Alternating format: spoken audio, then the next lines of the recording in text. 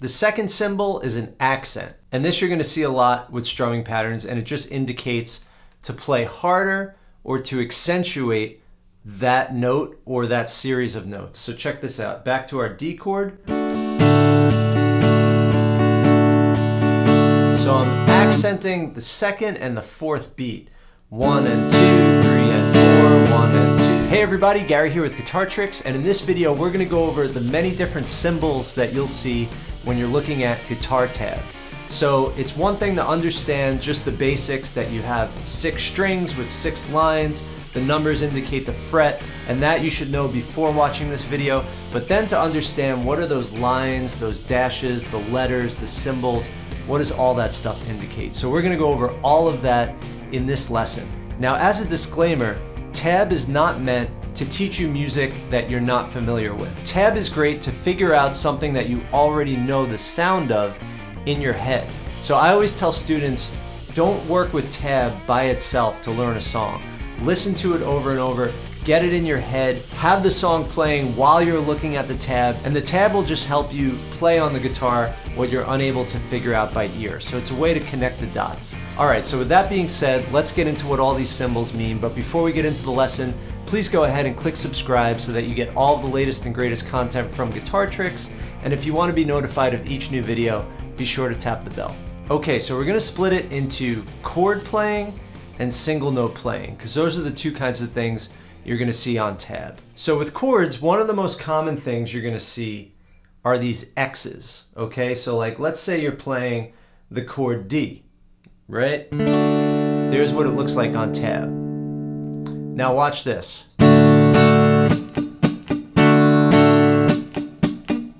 So what those X's are indicating is that you're gonna mute the chord when there's an X. So we can call those ghost notes. Some people call them dampen notes.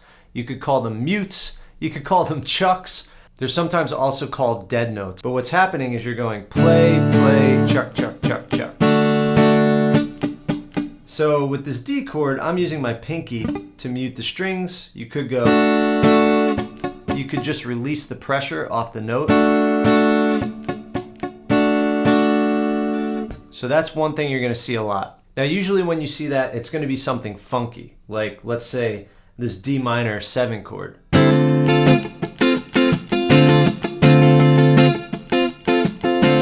Because those muted strums are a big part of that style. The second symbol is an accent. And this you're gonna see a lot with strumming patterns, and it just indicates to play harder or to accentuate that note or that series of notes. So check this out. Back to our D chord.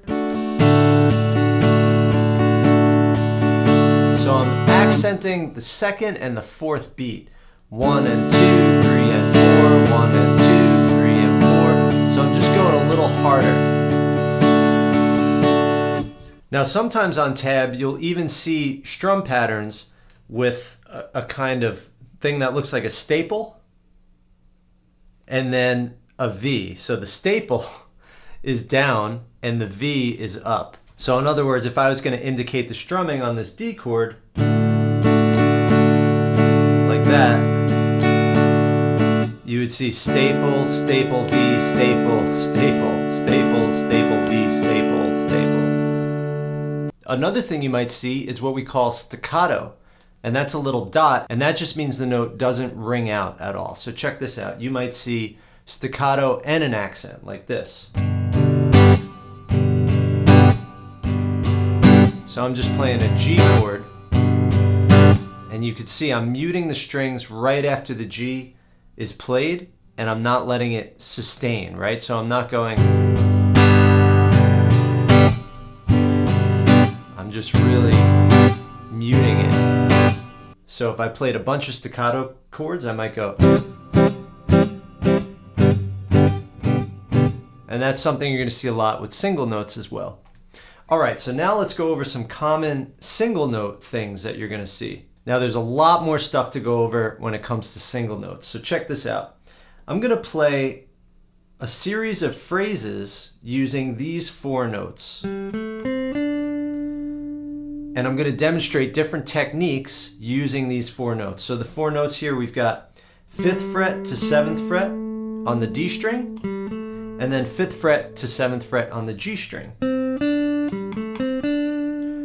Okay, so if I was going to play it the most basic way, I would just go no dynamics, no fancy techniques, just playing the notes.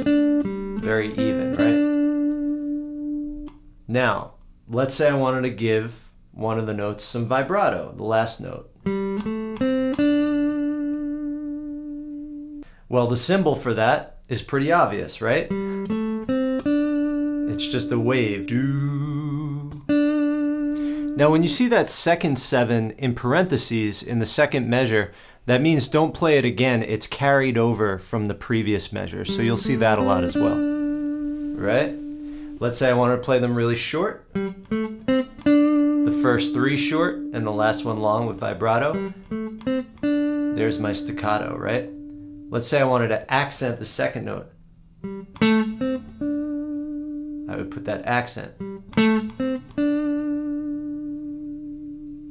Okay, now let's say I wanted to slide into 5 to 7.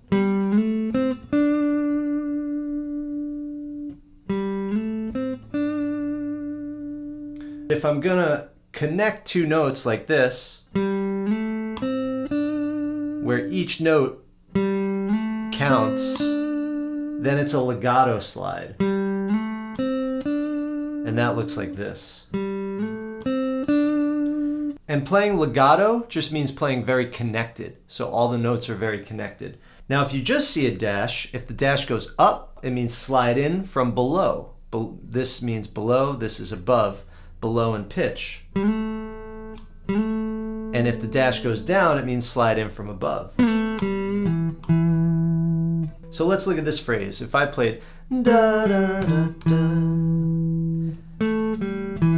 Now if I want to slide into that first note from below, I've got, and if I want to slide in from above,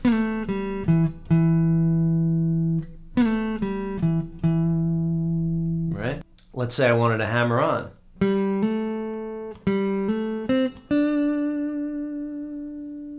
Okay, so that arc means hammer on with an H sometimes.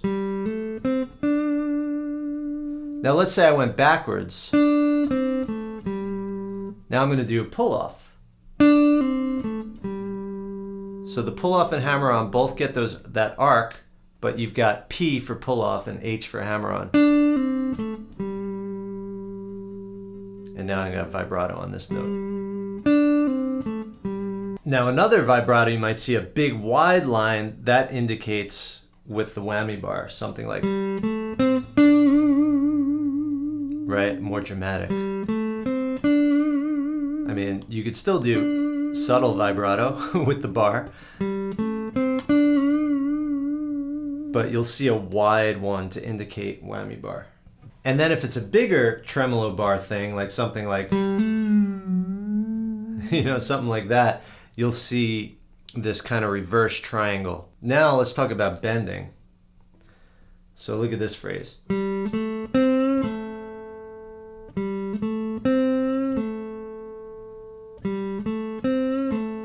Now that is just a quarter bend, very slight. So you might see 1/4. And what that indicates is it's not quite a half step. That would be a half step. It's much more slight. It's between a half step and nothing, a quarter step. Just a little bluesy.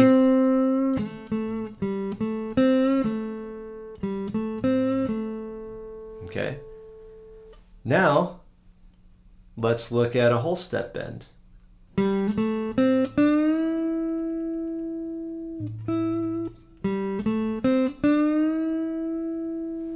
Okay, now in that case, you're bending up to your target note. And then you're holding it.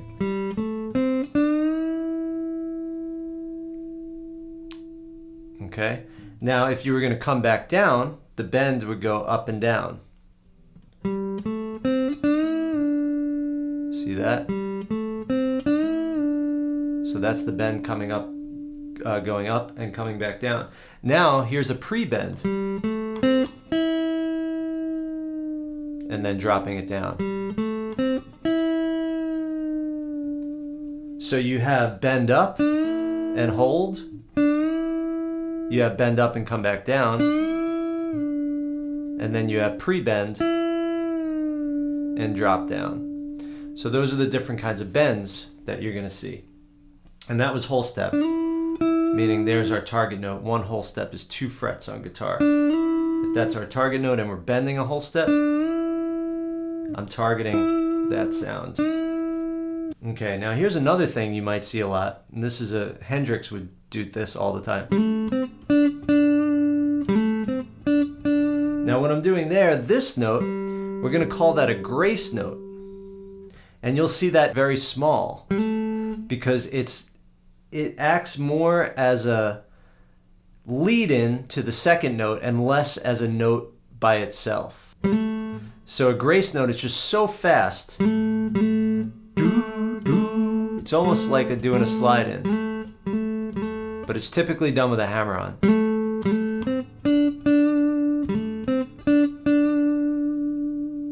All right, another thing you're gonna see a lot is palm muting. So if I played that phrase like this,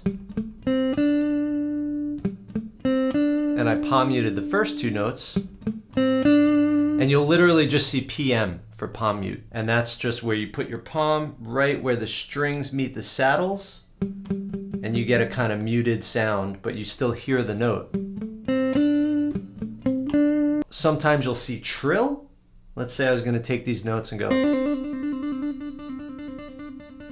That would mean a trill between these 2 notes. And instead of tabbing out every little trill, it'll just put the 2 notes with a TR to indicate a trill.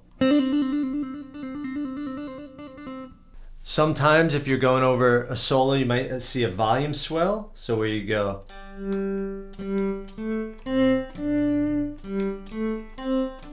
Either with the volume knob or a volume pedal. And that's just these kind of 2 brackets connected. And then sometimes you'll see crescendo, which means start off soft and then get harder. It'll be a longer kind of sideways V, as you could see there. And decrescendo would be starting loud, getting soft.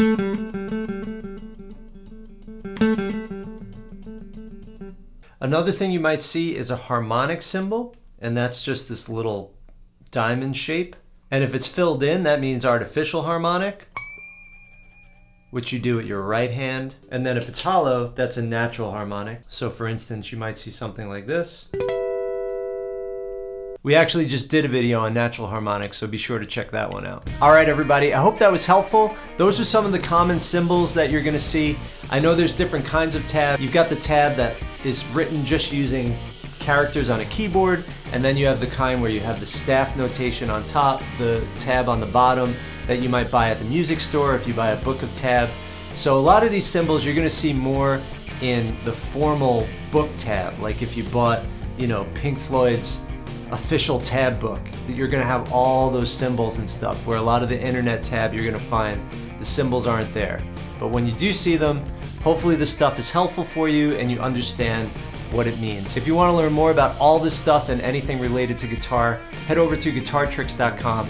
Happy playing, have fun, and I'll see you in the next lesson.